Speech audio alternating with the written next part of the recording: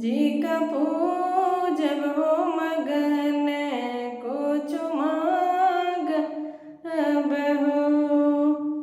हाथवा में ले ली फूल लहरिया हो गंगा जल पनिया हो तो गंगा जल पनिया हो।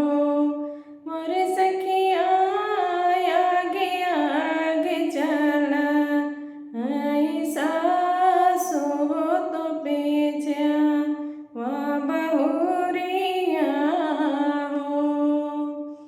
जाई के पहुँचे शिव मंदिर हो तो बंद देखे मड़िया हो तो बंद देखे मड़िया हो।